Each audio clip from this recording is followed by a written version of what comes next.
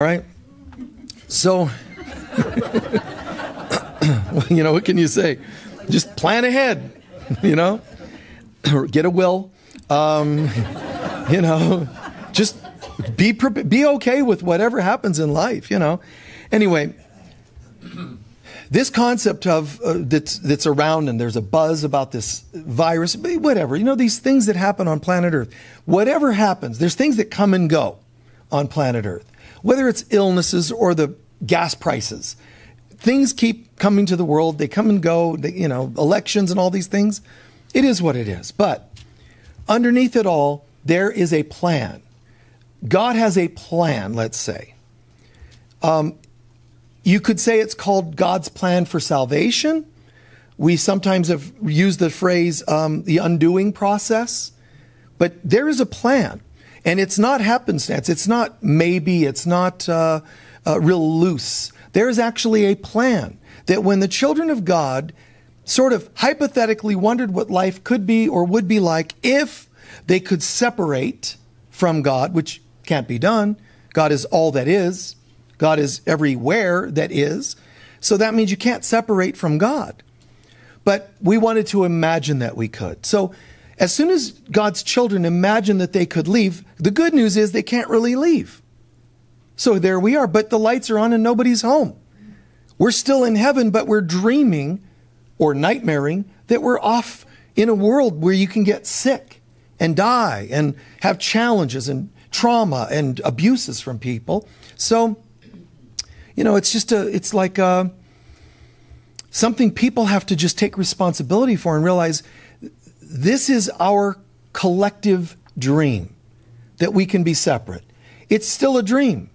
So when you're affirming, when you're praying, instead of get me out of this mess, which affirms that there's a mess, learn to affirm and know, isn't this funny?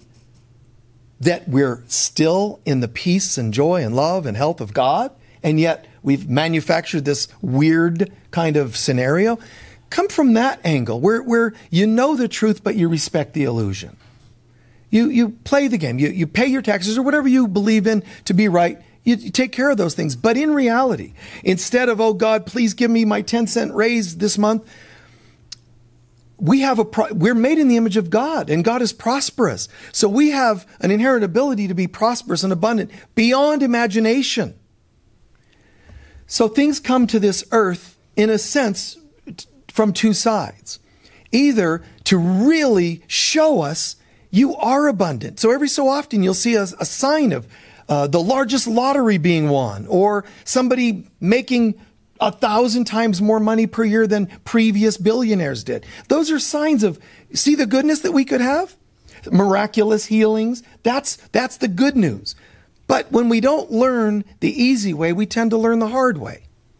So we end up with these kapows, a blast between on the forehead that says you're not seemingly learning the easy way. So there's the hard way. And that's why, drama and trauma and viruses and whatever. None of these are supposed, even the good news, the good version of the story, none of these are supposed to get our attention too much. None of these are supposed to pull us off center. Yes, go from nightmare living to happy living. A dream instead of a nightmare. That's a good idea. But even the dream isn't all the way home. Move in that direction. There's 3 rooms, 3 worlds. There's the fear-based illusion. There's the joy and truth-based version of things. And then there's God's. So from this room to this room to this room, that's where everybody's going. We went from this room, which is oneness with God, love and all, to this room, which is Eden, and then we went to hell in a handbasket, which you call a body. Okay? It breaks down, it wears out, and now, if you didn't have the middle one, nobody would have believed that you could go from this to this. You would not go from being one with God to like from om to what just happened? You had to go halfway. You had to go, well, we're not quite in Kansas anymore, Dorothy, Toto, and whatever. It's not quite Kansas, but it's kind of Okay, Eden is still a place in the story that God would have to come and visit instead of it being in God. It was a place, but it was beautiful. You had everything you need. So then you fall from there to here, earth, where you now have pain and limitation, bodies that get sick, die, etc. Well, going home is the same route. You can't just go from hell to heaven. You have to wake up halfway. And this is what's going to happen with humanity, but it's not just humanity I'm talking about. This is also you and me today, our lives. So when you say, my life's getting better, and then suddenly, it slipped back. 2 steps forward, 1 back. You're going back to Eden. Give thanks. Don't take that for granted. Life is getting better. You're getting there. But when you curse it and think nothing went well, you're going back to hell. See the good. See it. There's a plan. Learn to affirm, know the plan. It's good news. It's like, no matter what happens, wow, here's the good news. It's going to end up well. People are more and more consistently having near-death experiences. That's been not just because of media, but people have been, their brain, their mind allows them to remember it. Why weren't there so many books being written 50 years ago and 100 years ago about near-death experiences? Well, maybe it wasn't socially, out there. People didn't write those books because publishers wouldn't print it. No, guys, people didn't remember them as much. Why? Because their brains wouldn't accept it. You get what I just said? Our minds are starting to accept just about anything now. But there are still things coming that are too much for the human mind to accept. So we have to have things come in a little bit at a time. A piece at a time. Is that making sense so far? So there's this thing, God's plan for salvation. And it doesn't matter if people think the Buddhist is the way, the Christian is the way, and this and that and the other. No, God is the way, not the religions. So we have to get our minds to adapt to a greater level of knowingness, a greater level of faith. We learn to have limited thinking, and a limited world came from limited thinking. God bless those who wrote books about unlimited thinking 100 years ago when it wasn't fashionable. Can you imagine being Ernest Holmes 100 years ago writing a book saying the science of mind? No, what that phrase means is the truth of God. To imagine writing the faithfulness that you're made in the image of God, when people by that time were starting to really develop fundamental Christianity in this, especially in this country. Fundamental, emphasis on mental, because everything was so brutal. You're just going to hell. Oh, did you think Jesus was loving? Oh, forget that. You're all going to hell. Like, wow, scare everybody. Scared straight programs have been proven to not work. Short term, because that's how fear works. Always short term. It's not ultimately how to get things across to people. You can tell everybody how bad their lives can go if they don't do what you want them to do. But you can also encourage them to understand, here are the perks of changing the way you live. Now, on that note, it's not that we want to teach people fearfully, but there's nothing wrong with teaching them about becoming sober. I don't just mean alcohol. I mean sober-minded. We need to recognize that the way we're living isn't the best way. There's nothing wrong with seeing that that's not working. But also, you have to have another option available. This isn't working, and this could. Really? Let me weigh that out. No, I'm not ready for that yet. I still want to destroy myself. But eventually, you know what? Yeah, I get it. I like that idea. No more of this, and time to add this. And the true spiritual development, guys, which all of us are engaging in. If you're watching a program like this, the odds are 99-point-something% that you're interested in growing. I say 0.9, point-something% because, of course, there's someone out there once in a while that's like, this is all nuts. I thought I was going on some heavy metal channel and it ended up being, there's always somebody out there that's, they're watching us and they're shooting up or whatever. And they're like, this guy's a trip, It does happen. And angry people and fundamental religions people, it happens. But that's okay. That's okay. The majority, obviously, the vast majority are sitting and watching either brand new going, well, this is interesting, or boom, they're in the wavelength. They're like going, wow, man, I feel this frequency. This is totally right on. The more we understand and not pigeonhole into names and religions, the more we understand that with this kind of a broad mind, like, wow, that means you're probably going to start getting funneled into what we're calling God's divine plan. The more you separate, judge, hate, fear, the chances are you're not part of the this part of the plan. Everybody's part of the plan. We're all going home. But for now, will you be an active participant in the wake-up call? Maybe not. Maybe not if you don't believe in any of this. Okay? But there's a time that we're entering more and more now where it's being activated. I think this is exciting, and you hear all this stuff about life, and I know, but that's always been there. There's something happening, guys, right now, where, just try to imagine this. Like if it were Christmas tomorrow, it's like, ooh, isn't it exciting? We get pick up our last gifts and pick up some munchies and whatever. There's a certain excitement, exuberance. So try to imagine that times thousands. And of course, it's ultimately times trillions, but people's minds can't get that yet. But something's happening right now in this world. It's been indicated in road signs called the harmonic convergence, the 1111 convergence, the 2012, the change of a millennium. There's been many signposts along these lines. Mayan calendars and Aztec calendars and Nostradamus and Edgar Cayce. There's been many versions and signposts saying here's where it's going. And some people took those all separated and linearly and said, oh, that one, oh, I wonder if that's happening. Then they kind of start reading about something else and they lose sight. Guys, gather it all together, sit down and gather it all together in your consciousness and say, everyone seems to be agreeing that around this time, this generation, something really grand is happening.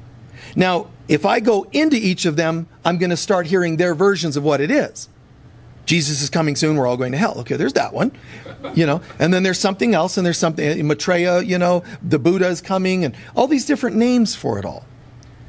What if you stand back instead of diving in and saying, putting their glasses on and saying, let me see where we're going with your lenses. How about standing back and putting on God's and saying, what's happening? Immediately you go, oh my God, they're all in agreement. Something's happening. So what is it? Dive in and start going with their interpretation. No. Try this on for size. Everything that is an illusion has to die. And so it's dying. And we're seeing it die. I mean, I told you guys 20-something years ago, soon elections are going to be proving themselves to be futile. And here it is. Soon economy is going to prove, and here it is. Soon jobs, and I was saying, and some of them came back. But then they went, no, I don't think that's what it is. And they started wanting to go to 5,000 seaters, Joel Osteen. How are y'all today? Jesus loves you. It's like Mr. Rogers on Christianity or whatever, and it's beautiful, but it's still their religion, but notice how it's going towards new thought. It is. And some of the new thought is going a little more towards God instead of just about you being your own creator and your own reality. They're starting to merge. And I saw that and I went, oh, this is great. This is one of the symptoms. So besides the 12 needing to find their 144,000 over the years of their teaching, there's also 144, not 144,000, 144 other teachers that are being activated to find people. So there's these groups and groups within groups that are part of this whole transformation time that we're living in. And I just love this. It's like there's so much happening. You can't even put like a linear description on it. But if I sit with that and go, wow, more and more just starts downloading to me as to what's really happening on the planet. So I look and go, wow, I can see this number and I can see this is happening.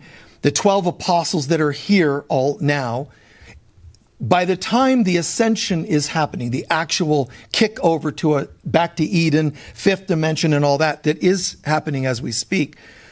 Before that can ultimately happen, and it's a process of a handful of years, but I look and I say, the key is forgiveness. Doesn't matter whether you're one of these or 140 or that. All that's wonderful, but it really is all about forgiveness. Whether you're the highest of apostles or the newcomer student, everybody still has to work on forgiveness, which I'll come back to that. But to me, I sit and I watch this and say, wow, I can see where the apostles are playing the part, the 12, and then there's other secondary groups that I'll get into, but I can see the 12 and I'm thinking, okay, I know most of them know about each other, but not all of them have met each other. I can also see that one of them could be you, could be me. It's not like it's some grandiose person with the headdress and the staff and it's not all necessarily looking like that. The role you're in is the perfect role. You don't need to, how do I become one of those? Start where you're at. But there are people in jungles that nobody knows about, that aren't one of the ones that need to find 144,000 students. They're the ones that are going to be toning and holding space. And they know that they go and visit every day. They go for a walk from their little hut over to a local temple and chant and meditate. And what they're doing is they're rewiring the electrical systems of that broken down temple. Nobody knows it, but that's what they're doing. They're doing electrical wiring, figuratively. And then when the day comes, when the switch is thrown, all of these temples, from the Great Pyramid of Giza and all the others that people are now talking about on History Channel, they should have just asked me and I would have saved them a lot of episodes. But all those temples are going to be turned on again. They're going to, just picture that. Poof! And boom, these centers activated, vortexes, grid systems.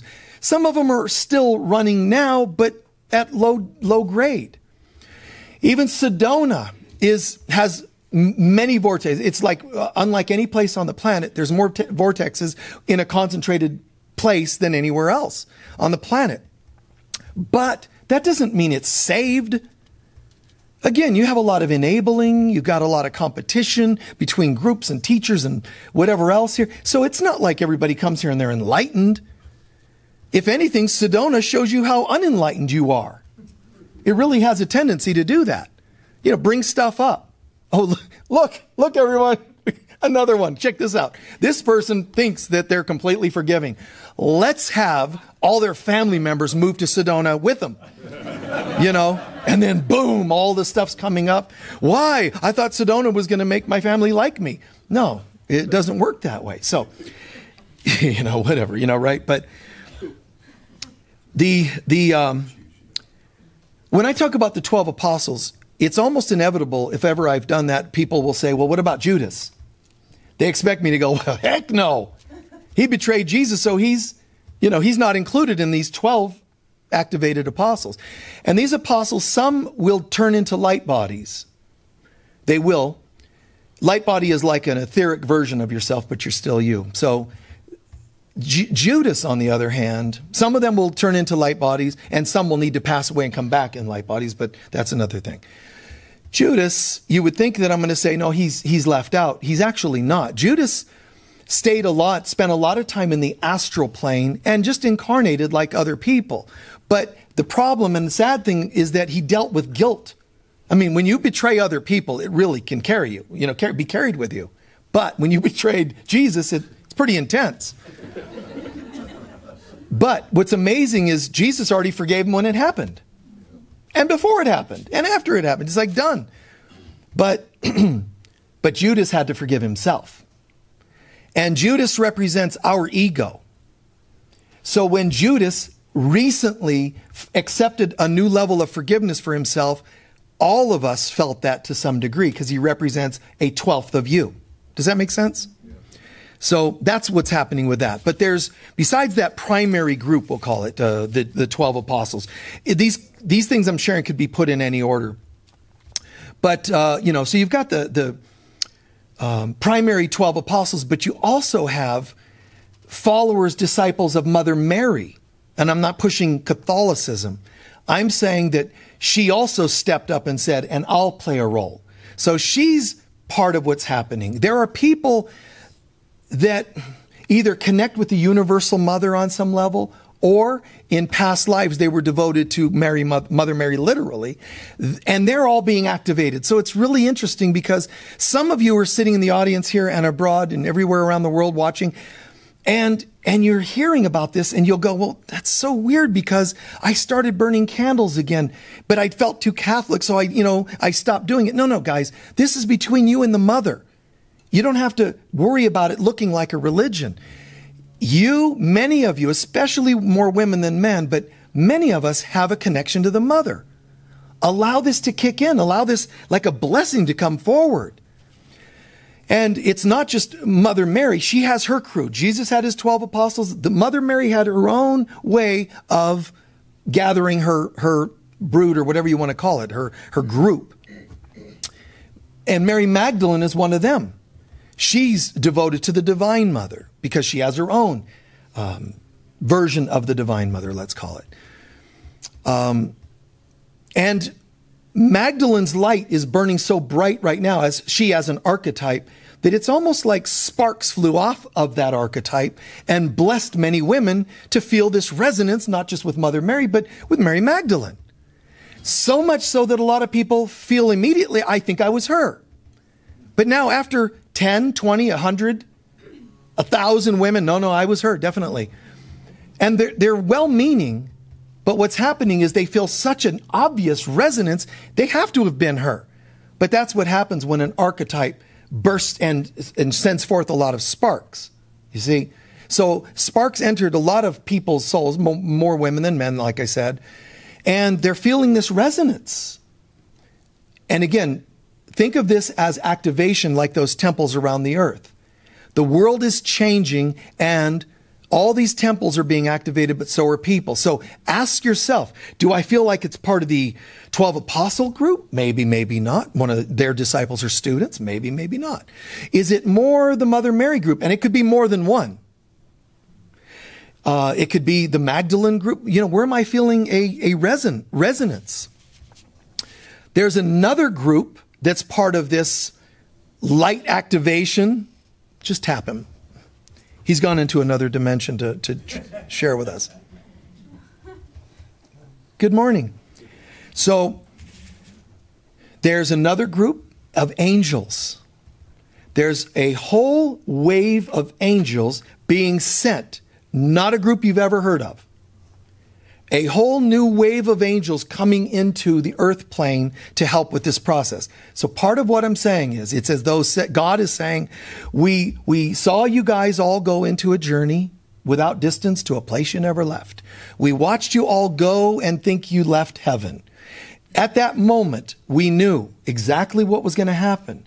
Fear, trials and tribulations and achievements and family and karma and all these things you've done. You do what you want, knock yourselves out, but it's inevitable. You're made in my image. You're part of me. You're going to come home and we're all going to live in bliss again. So you guys can seem to be gone, but time's an illusion. You think you're gone for 1 billion years. It's an illusion. But because you believe in it, so it seems to be. And I'm going to make a plan that in time, which I don't believe in, God says, in time, I'm going to set an alarm clock. And the alarm clock is the convergence, the 11:11, and so on and so on and so on. That's the alarm going off. And some of us tried to hit the snooze button.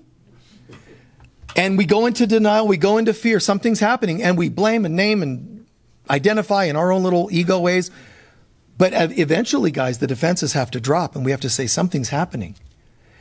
So you've got the wave, the Christ consciousness wave. Primarily, it's all Christ consciousness. But you subdivide it. There's the 12 apostles being activated.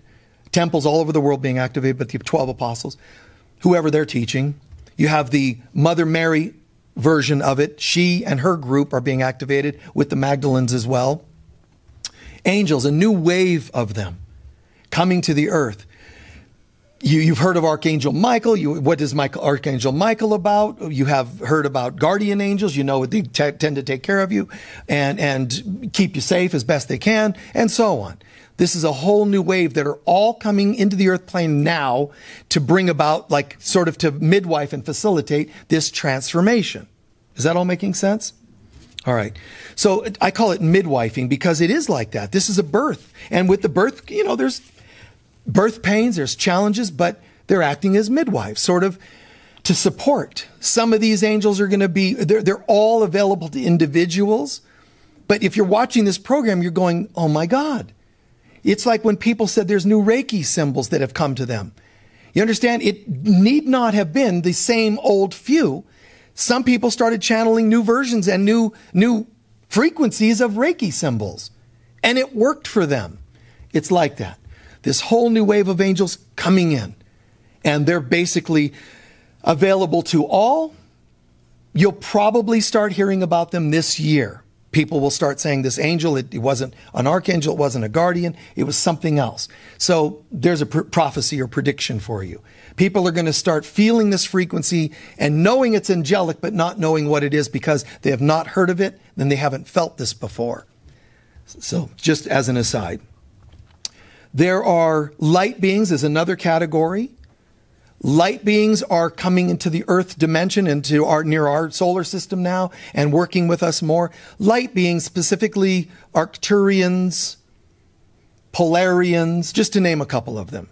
I know some of you are going to say, oh, also this group. No. Some groups are no. They're too much on the fence. They're too strange. But some are definitely, Syrians is another one, beings of light. And then, so I named 3 there, and there's 4 others, primarily groups of light beings. They're coming in to facilitate an ascension for humanity. We've had many versions of that before. Like the Anasazi, as it's the lay term for that group, the Anasazi who lived in this region. And then they disappeared. And nobody knows where they went. So he talked to an archaeologist. Well, we think the Anasazi might have gotten a plague and they got sick. No, ask the natives. Don't ask the scientists, ever. Don't ask politicians, don't ask scientists, and don't ask religions answers to things, because they don't have them. That's why they do theories and theorems. And I'm not saying they're all wrong. If they are spiritual, then they're right on. But you got to be spiritual to understand how everything works. So when they tell you Anasazi they died off or they migrated, ask the locals, because the Hopi say light beings came and took them. Now, of course, you don't want to publish that because you'll lose your job. But why is it wrong to ask indigenous people, who they are instead of you telling them? Well, we'll do blood samples and we'll tell you who you are. We already know. Well, how do you know? The plants told us. Oh, that goes over well. Yeah, the sagebrush told me, No, anyway. Another group is what's called the Great Brotherhood, Sisterhood of Light. If you've ever heard of Ashtar Command, I won't go too cosmic on you, but Ashtar Command is a faction of this Brotherhood, Sisterhood of Light. They used to be called the Great White Brotherhood, but then people went, Brotherhood, no sisters, and white, wait a minute. So it's not white, it's light, people, humans, man. Anyway, so this Brotherhood, Sisterhood of Light, there's in every galaxy, on every planet, in every dimension, there are groups of people doing what they do, and they exist, and they, whatever. But some are absolutely committed to the transformation of planet Earth. And that's where that phrase came from. It's like a group dedicated. And Ashtar Command is part of that. I always think of Ashtar Command as almost like the Red Cross. It's part of Ashtar Command, a segment, but it's the, intergalactic version of that. Yes. All right. You've got even in higher dimensions, beings of the Brotherhood, Sister of Light. But some of you are members without knowing it. Rosicrucians. If you were a Rosicrucian, they were part of that in a human named, labeled group. If you were ever one of those, to a degree, a good portion of that group, probably you could say, took vows to be part of that Brotherhood, Sisterhood of Light. What it means is, I really don't know why some people would say, but I just feel like I'm living to help humanity. And that's probably a sign that you know of that group. You just probably have amnesia. So another group, I think we've done maybe 5 by now. Another group I'm going to call the Ethereans. The Ethereans mean etheric beings that live in the etheric realm, but it also means nature spirits and elementals. This might sound a bit out there, but this is just the mood we're in today. So, besides apostles and waves of angels, the divine mother, all these beings of light are now coming into the earth plane because something's happening. This is greater than the day of the birth of Jesus in Bethlehem, where some people felt this frequency. And they were saying people out in the pastures would hear peace and goodwill to man. They heard this vibration, this song. They heard a voice. All around the world, there were masters that recorded on that time feeling something unusually beautiful. The 3 wise men were guided by the stars and so on. Wonderful. This is that times 1 trillion. All the beings are participating in this. And it isn't the birth of Christ in one man. It's the birth of Christ in all of mankind. It's huge. Huge. So the Ethereans, though, and beings of elemental realms, briefly stated, they have an unusual job because their job is to keep nature alive. But I'm going to tell you now, over the next 10 and such years, their job is actually to let everything go dormant. These beings are going to allow themselves to go into a sleep where nature itself will start to die back. That'll be fires, forest fires, wildfires. It'll be famines. It'll be things where the world's changed and it looks like it's just bad. These beings are going to take nature to sleep so that mankind is getting that there's something going on. You know, that's written about in the book of Revelation in different ways. But that's going to happen. Last but not least, there's what we call gods and goddesses. You've all heard the phrase, and think of yourself, I'm a god, goddess, which is fine. When mankind was coming from heaven towards the earth plane, there was a scaling down of consciousness. There are things called creator gods that are still out in the cosmos, let's call it. We later personified them as your Odin and Zeus and Andromeda and so on. We named them. Some of our planets were named what they were named because of these beings being associated with that planet. Like Jupiter is Zeus Batar, Zeus the father. So Jupiter represents Zeus. But my point is, there are still, between God and mankind, there are not only angels, there are creator gods and goddesses. Just very quick history. Some of them passed away, let's call it, and ascended into higher realms and let go of their identification as, I'm the god that now runs the earth, I'm the goddess that runs Venus, etc. Some of them did that. Some of them actually screwed up so badly as gods and goddesses that they ended up having to get caught in the human evolutionary cycle and they became humans. Frustrated humans, but humans. Stuck in a little body. You're like this and you're stuck in this little body. But some of them are actually still remaining. And if you study at all Norse mythology, you'll know that it is said that there are some gods and goddesses that are still there, still in existence, that are awaiting this time. And that's the group I'm talking about. So, long story short, there's a lot going on. There's a lot, several species, to call it that, of beings are participating in your birth into remembering who you really are. And don't understate that. Don't undermine that at all. Don't underestimate that. Don't think, oh, you know, maybe kind of. I'm saying to you, all of heaven cannot fully rest until you come home. All of heaven. You are missed. Me? Little old me, see? They're calling on the phone now looking for you. You know? Somebody in the back office is going, hello? You know? Could be God. Michael was just saying it, you know? So think about this. Please consider. Again. It's amazing. So think about this, right? It's probably one of our really sense of humor kind of viewers. They're going, this is going to be great. I'm going to call you. I'm going to call now. You know, when I was an adolescent, I remember, having phone calls was important to us as adolescents. Remember that? Someone called, I got a friend calling, a girl called or whatever, friends. So I remember I get home, my dad was there and, hey, did anybody call for me? No. But because we had our own phones in our rooms, okay? One of the very few things we got. But we had phones in our room. So I hear my phone ringing and I'm watching TV. Oh, because it's important, right? As adolescents, got to have your phone call. I go running through the house, to the stairs, up the stairs, 2 flights, down to my room. I pick it up. I just missed the call. Oh, I hung up. And, I'm like, dang it. I run downstairs. My dad's, who was it? I don't know. I missed the call. And I wait. And then it's ringing again. Oh, they're calling back. Up the stairs. Into my room. Just missed it. This happened like 4 or 5 times. And then the 5th time or so, I picked it up and I could hear my dad laughing downstairs. He was enjoying the view. He was dialing, redial, and watching me run for the phone. Anyway, just related to that call there.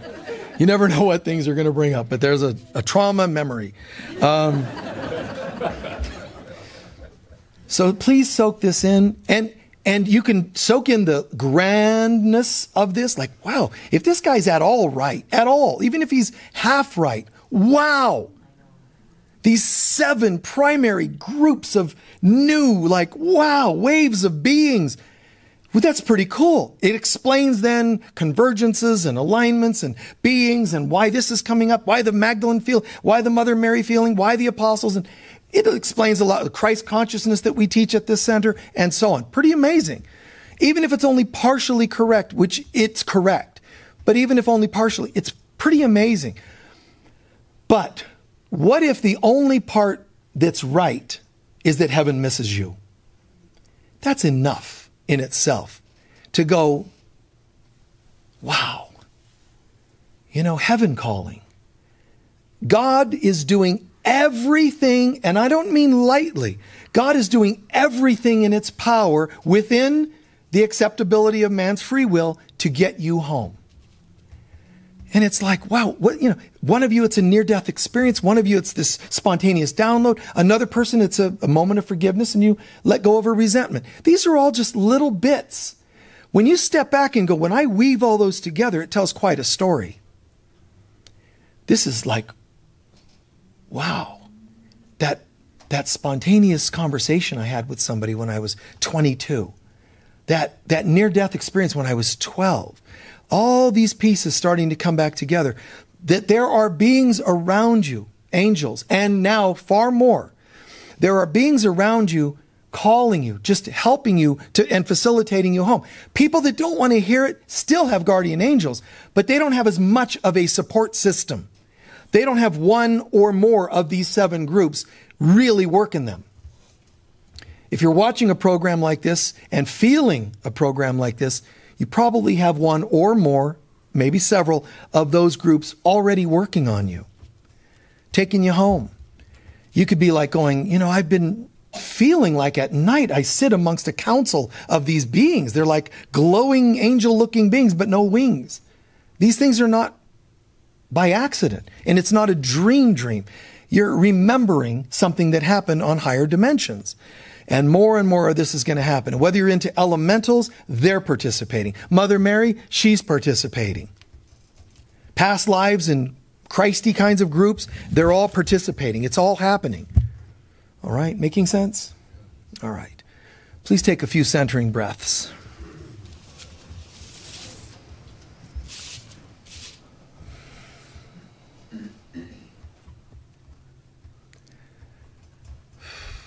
God wills that no soul shall perish. It means we're important. And that's even just a simplistic way to say it. We're not just important, we're all that is. We're all that matters.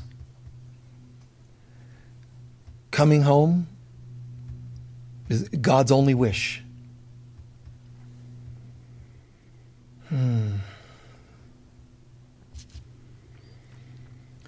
So in this moment, a brief meditation only today, just a brief meditation. God's calling. Take your time. It's okay. We're just getting started on this.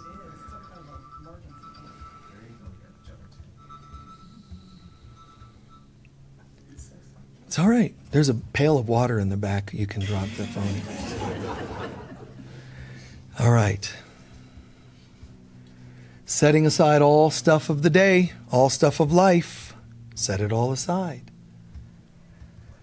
Whether they're calls or distractions, say no. Breathe and center. In this moment, we call upon you, Father, Mother, God.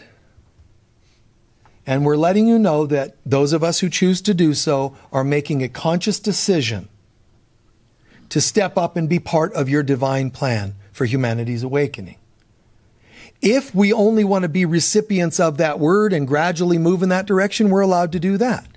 But those of us who are also choosing to be a participant, say so now. I am that I am. The greatest prayer of the divine feminine within us, use me as you will.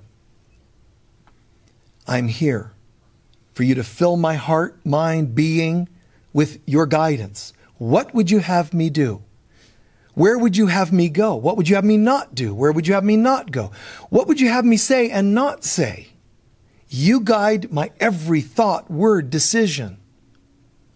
I'm totally here, committed, because this is the truth of God. This is the absolute.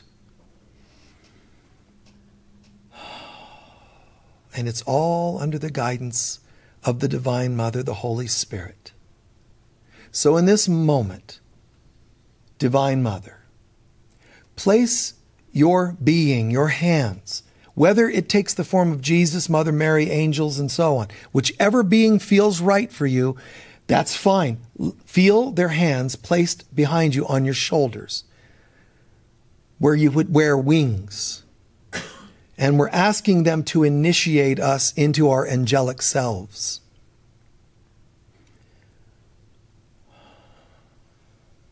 Feel that being.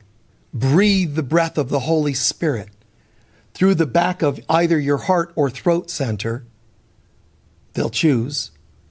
Let them breathe life into that center, activating the Christ center in the throat and the heart center, our soul. And that activation starts to move outward to all the other chakras, activating our 7 centers. Try to feel your crown opening, your third eye opening, your navel center, your root center, your solar plexus. All these centers. Feel your hands, perhaps, the minor chakras in your palms, your feet. Feel activation taking place.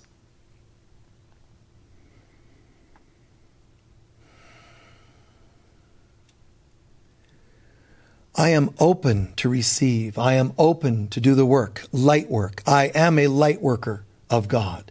I am here to anchor the presence of God, the light of God in this world. It's what I'm here to do. And I don't expect this to be a linear thing. I understand it involves my participation, particularly in my willingness to forgive. So now, I'm choosing to forgive any and all things, but instead of it being a linear forgiveness towards a person, a single event, I'm willing to forgive that I think that there's a difference between colors, races, genders. I'm choosing to forgive to think that I'm a mere mortal instead of one with God. I'm forgiving every brother and sister that no matter what they seem to do, it cannot change who they really are. And that's the message of that second group I mentioned, the mother, the Divine Mother and Mary. Her job with her disciples is to teach them not to give up on her children, Don't give up on your brothers and sisters, despite the way they behave. Your own biological children, do not give up on them. Love them so perfectly, eternally, and unconditionally. Don't enable behaviors. The love stays the same. Your actions might vary given different days. I am as God created me, and I will to be the Christ on earth. I am as God created me. I will to be the Christ on earth. I'm joining now with Anasazi masters. I'm joining with light beings from higher dimensions, Arcturus system, Syrian system. I'm joining with apostles. I'm joining with angels known and unknown, archangels, guardian angels. All are a spiritual family of light right here and now. I truly believe, part of me I know believes this. Even if other parts doubt, I don't care about that. Get behind me, ego. I believe in this. I know that we're going home. And we're experiencing the final steps of that walk. And for that, I am grateful. And how honored I am to be a part and participant in this. How honored I am, Father, Mother, God, that you've thought so highly of me that you would give me charge over my brothers and sisters to see their way home. Use me as you will. Help me to remember the faith you have in me when I start to doubt myself.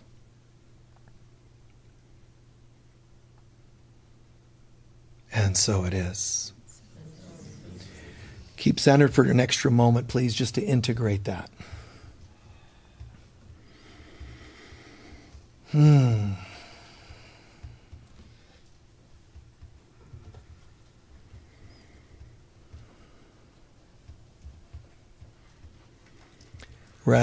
Gradually stretch out. Take your time. In a moment, we'll do our closing prayer.